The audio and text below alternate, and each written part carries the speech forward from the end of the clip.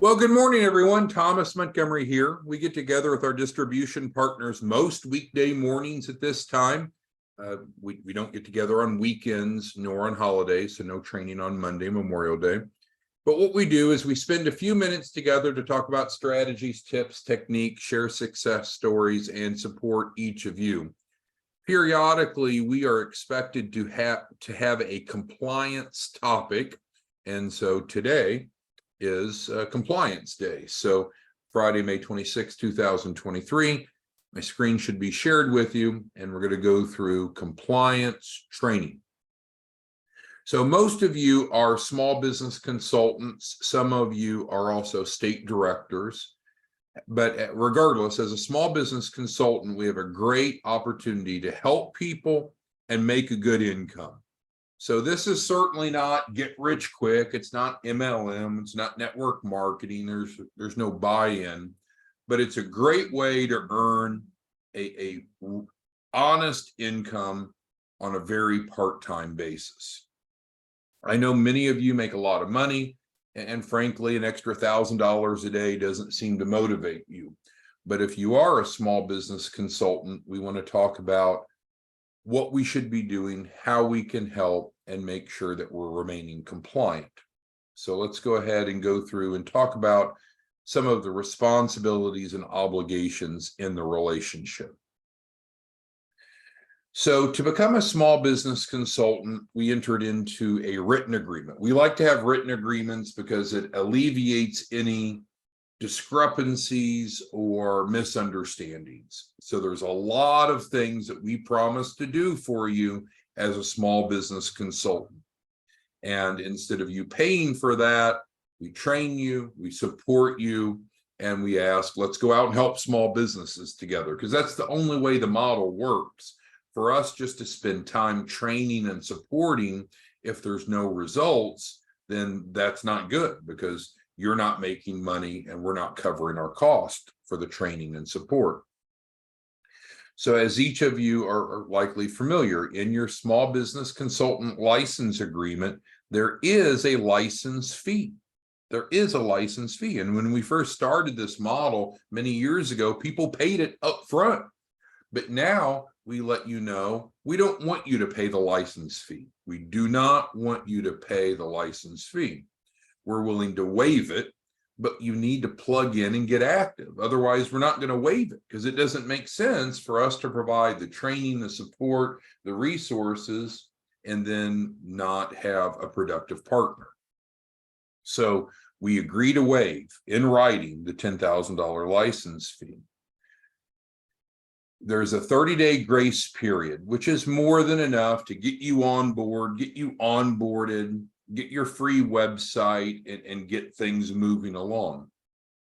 But after that 30-day grace period, we need to be going out helping small businesses, right? That's the whole purpose of being a consultant, is to apply that knowledge, that support, the resources to help small businesses, so you're making your $1,000 a day. So there is a 30-day grace period. And after that, we need to be working together to help at least 2 clients per week, 8 a month. Well, why is that? Because we know that you have other ways that you can go out and generate income. And if we don't get you at least $8,000 to $10,000 a month, you'll probably go do something else. I mean, look at some of these names that are on our training this morning. You got Anel and Lon and Pia and Wondorf, and so many of you. I mean, you can go out and make $10,000 a month many other ways. So we know if we don't help you generate at least $100,000 a year, you'll probably quit, and that's not good. So we want to help at least 2 clients a week, so we're fulfilling our mission to go out and help small businesses get prepared for capital raise and make sure you're on track to make at least $100,000 a year. So that is the threshold that we should be working on, that we should be focused on. Again, there's a 30-day grace period, but sometimes I'll talk to small business consultants and maybe they're halfway through that grace period. And I'll be like, well, we really need to be developing and executing a plan, right? We're halfway through this 30-day grace period. And so often I'll hear a lack of urgency. Well, I want to do this first or that first. And it's like, well, okay, but we need to be sure that we're meeting the production goals, because if not, the license fee will not be waived. But just to be clear, we do not want any of the small business consultants to pay the license fee. Not at all, not at all. But we do need to we need to do what we promised to do, and we need our small business consultants to do what they promised to do. So let's pause there. We're going to keep going on down the page. But do any of you have questions on the licensure fee as a small business consultant? So those of you that are state directors, you love the fact that there's a license fee, don't you? Because as a state director, you're bringing on consultants and they're motivated both intrinsically and then also contractually to perform. So a couple of you are really adding, as state directors, adding consultants very, very quickly. Well, you can feel pretty rest assured that each of those consultants are going to plug in, get active. They're going to do what they promised to do. They're going to make a great income. They're going to make their $1,000 a day. And then as a state director, you're making those overrides. So it's the extrinsic motivation for those consultants that you really appreciate if you're a state director. So does anyone have questions on the license fee before we move on to the rest of our compliance training? You'll just type that into the Q&A question and answer. It's like a chat box in Zoom. Everybody good on that? Okay. Training and support's our next topic.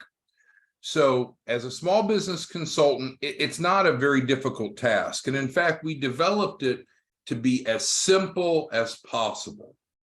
And so with that, there are a variety of methods of training and support that we provide to you. These are our responsibilities. And so we onboard each small business consultant, and that happens both through an email onboard as well as an Adobe packet. So if you're a small business consultant and you say, I've not been onboarded properly, then you definitely need to reach out to us, because either we dropped the ball, you didn't see it, something happened, it doesn't matter why, but we need to resolve that. So you should have your onboarding email and onboarding Adobe packet. What I sometimes hear from some of our small business consultants is, oh yeah, I received the onboarding email and Adobe packet. What now? And it's like, well, that's the purpose. If we follow the content of the onboarding email and the onboarding Adobe packet, then we know what's now. And we're always happy to talk to you and support you. But it's the reason that we send that onboarding out is because it tells you what's now. Or I have some folks that say, well, I'm a small business consultant, but I don't have my website. And it's like, well, we told you exactly how to get your free website in your onboarding email. It's number 2 on the list. Did you do that? No. Well, then there's the problem. So again, we're not being harsh, but if you're not taking the time to really read, understand, and do those things that's stated in your onboarding email and Adobe packet, it's no surprise that you're either confused, not set up properly, etc. We also have daily Zoom webinars like we're on right now. Now, we won't have one Memorial Day, but most weekdays we have it, subject to travel and holidays. And then we know that not everyone can make this specific time, and that's okay. So we record most of them and post most of them on our YouTube channel. I do sometimes see small business consultants tend to overcomplicate things, and they'll spend lots and lots of time on the YouTube channel. Sometimes I feel like that's a crutch, that they'd rather just keep watching YouTube videos rather than executing, rather than implementing, rather than doing. And obviously, we're not going to make any money. We're not going to help anyone if we don't actually do something. We also encourage our small business consultants to have weekly one-on-one calls with us. And those serve as a twofold purpose. So we can support you, certainly, but also it's kind of an accountability call. Okay, did you hit your 2 last week? Yes or no? If yes, great, congratulations.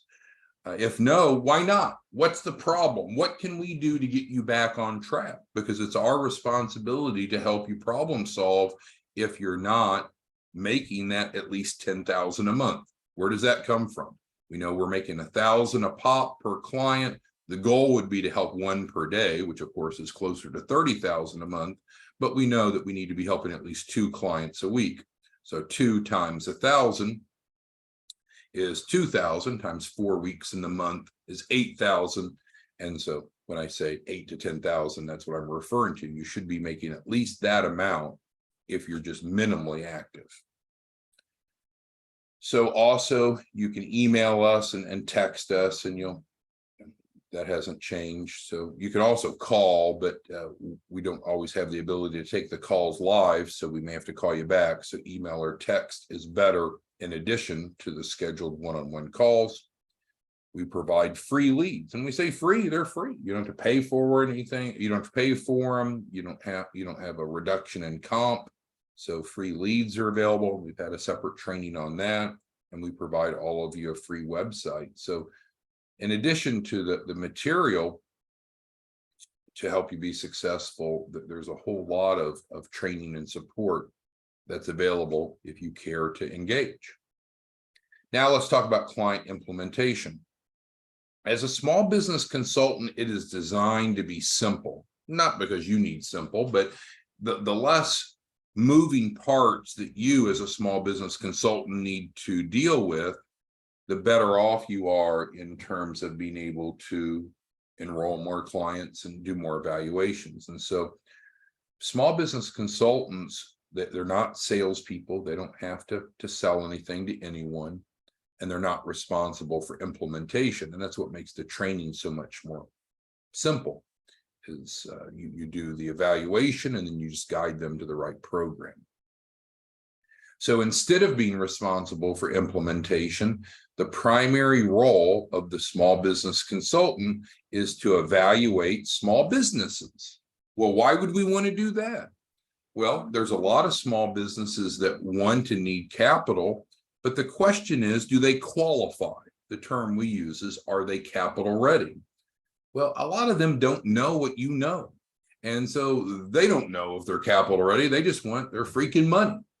Well, we need to step back and carefully evaluate the client. It takes less than 15 minutes to determine, are they capital ready? And so we've got the evaluation tool. We've trained you on it. It's available on your website.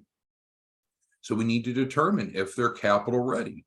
Because again, just because someone wants money and needs money doesn't mean that they're qualified. What you and I do is, if they are qualified, great. Let's go take them to funding right now, which we'll talk about in a moment. And if they're not qualified, we fix that, right? We fix that. Think about going to the doctor for your annual physical. Well, if everything's fine, then great. But if not, let's say your blood pressure is a little high or your cholesterol is a little high, whatever the metric that's off, then typically the primary care physician will help fix the problem. That's what you and I do. We fix the problems that's keeping clients from being capital ready. So again, once the small business consultant has conducted the evaluation, there's only one of two outcomes. Either they aren't capital ready, the term here, or they are. Well, what does that mean again? Go back and watch the onboarding where you learn about the 6-question assessment. And if they give us 6 yeses, then they're ready. And if they don't give us 6 yeses, then they're not ready. But if they're not capital ready, not a problem. In most cases, you're going to put them into the accelerator, the business accelerator, or the startup package.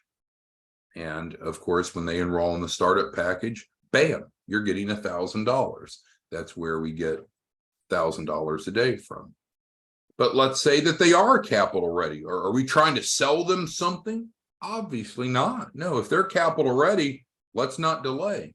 Then you put them into the Access to Capital program. That's on the home page of the free website we've provided each of you. Now, instead of making $1,000, now you're making $3,000. 3% of their capital raise, $100,000 minimum guaranteed. Well, is it a good deal for the client? Heck yes, it is. They pay nothing up front. We do not believe in these advance fees loan schemes. People should not have to pay money up front to get a loan. That is most often a scam. Our Access to Capital program does not charge them anything up front to enroll. But that is under the presumption that they're ready to go to funding, right? That they're capital ready. Now, if they're not capital ready, then of course you and I need to do something to help them become capital ready. Because it's not like you just squat down, shake your fist and say, I'm capital ready. It doesn't happen that way, right? We look at the structure, the composition, the preparedness of the business, and we can objectively identify, are they capital ready? But the point is, we want to get them capital ready, and we get them into the access to capital program, and they pay nothing up front. Nothing up front. I have some people that want to dispute this. It's nothing up front. I've read the agreement. We've implemented the agreement thousands, probably tens of thousands of times. Clients pay nothing up front. We guarantee them $100,000 capital raise in writing. It's our butt on the line, not yours, ours. And then furthermore, they typically will get their first tranche, first round of funding in about a week. Well, what if they have bad credit? Everyone, it's in capital letters, everyone. Who? Everyone will receive their first tranche of funding regardless of credit. Now, how much their first tranche is and how it's composed, of course, can vary based upon their baseline credibility. But then with the access to capital program, we're working with them to help them become more credible, become stronger on paper. And that's what allows us to make the 100,000 guarantee. All right, so let's pause for a moment. We've talked about the licensure fee. I've got a question I need to get back on that. We've talked about training and support, and now we're talking about client implementation. Are there any questions that anyone has so far? Deborah has asked one that I need to answer, but if anyone else has questions, comments, or concerns, go ahead and type that in to the Q&A. All right, so Deborah is asking about the exit strategy for consultants and state directors. All right, well, state directors, it's real easy to become a state director. You just have to contact us and see if your state's available. You don't pay anything to be a state director. State directors are responsible for building a team of small business consultants. There's not specific performance measures. There's no consequences, but obviously we're looking for state directors who are active and successful. For most of our state directors, we look at the state that they're managing, divided in, or I shouldn't say divide, but look at it in terms of zip codes. And typically our goal is to have one small business consultant per zip code, and then we work towards that. So if state directors enjoy it, great. They remain in that role. If they don't, they can just notify us and they can resign, and there's no consequence or penalty to be a state director. The other part of Deborah's question was regarding the exit strategy of small business consultants.